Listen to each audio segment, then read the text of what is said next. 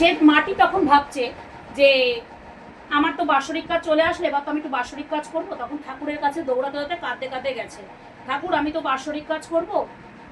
ঠাকুর বলছে কর। এবার বাৎসরিক কাজের দিনকে মুষলধারা বৃষ্টি, এত বৃষ্টি, সে কাজটা করবে কি? আবার ঠাকুরের কাছে গেছে, ঠাকুর আমার স্বামীর তো বাৎসরিক কাজ, আমি তো স্বামীর মারা গেল সেই মৃত্যুদিনের কাজটা আমি করতে পারলাম না, আমার স্বামী তো বাৎসরিক কাজ, কি করে আমি সেই কাজটা করবো?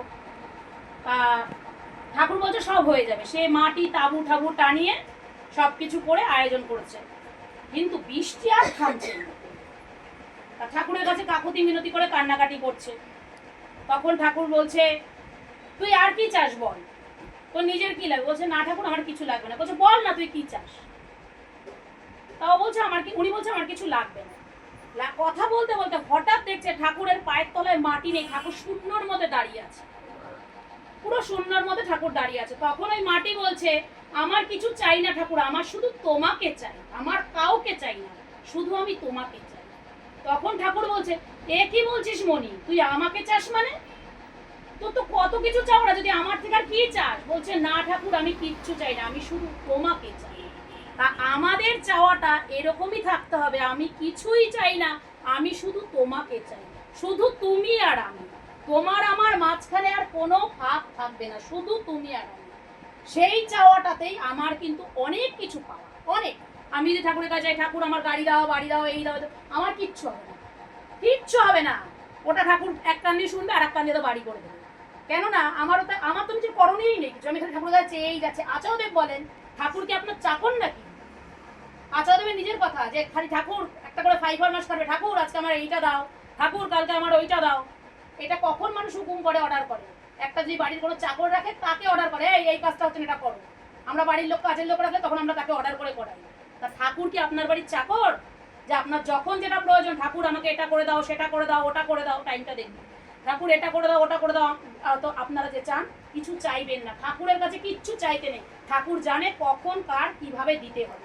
ঠাকুর দেওয়ার জন্য ভান্ডার নিয়ে বসেছে, আমরা করতে পারি না তাই আমরা পাই না, আমাদের পড়ায় ভুল, তাই আমরা বলি দীক্ষা নিয়ে আমাদের কোনো উন্নতি হয়নি, কিচ্ছু হয় না। কেন? আমাদের পড়াটাই তো আমরা জানি না কিভাবে করতে হয়। পড়াটা যদি আমাদের সঠিক থাকতো তাহলে আমরাও হয়তো অন্যান্য মানুষ যারা নাকি দীক্ষা নিয়ে উন্নতি হয়েছে তাদের মতন আমরাও হতে পারতাম। আমরা তো জানি না করতে কিভাবে হয়।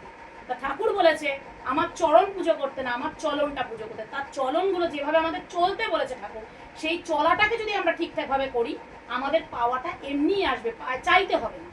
আর ঠাকুর বলেছে বেশি বেশি করে নাম করতে, নামে সব হয়, সব হয়, নামে ধ্যানে সব হয়। মোটামুটি 8 ঘন্টা থেকে 45 মিনিট নাম করতে বলেছে, ধ্যানে বসতে বলেছে প্রত্যেকটা মানুষ, ধ্যানে সব হয়। আর নামে হাঁটা চলা ফেরায় সব কিছুতে নাম করতে বলেছে, টাইমটা দেখবে। হ্যাঁ, না হাঁটা চলা ফেরায় সব কিছুতে ঠাকুর বলেছে নাম করতে। আর কীর্তন, ঠাকুর বলেছে কীর্তনে মেতে থাকতো ওরা। তোরা কিছু সারাদিন যতই যাই কাজের মধ্যে থাকিস না কেন, চলে আয় একবার সন্ধ্যাবেলা হলে আমার কাছে চলে আয়, সব কিছু পাবি। কি নেই তোর? সব দেবো আমি, যা চাস তাই পাবি, সব দেবো, কিন্তু সন্ধ্যাবেলাটা সব ছেড়ে আমার কাছে সাত হয়েছে, তার সব ছেড়ে আমার কাছে ঠাকুরের এইগুলো বলা। তা আমরা যদি ঠাকুরের কথাগুলো শুনে চলি আসল আমাদেরই মঙ্গল হবে সেই কথাগুলো শুনে চললে। যাই হোক, অনেক সময় হয়ে গেছে, প্রার্থনার টাইম হয়ে গেছে, আর সময় নেই। এই বাড়িতে যারা উপস্থিত আছে সবার মঙ্গল হোক।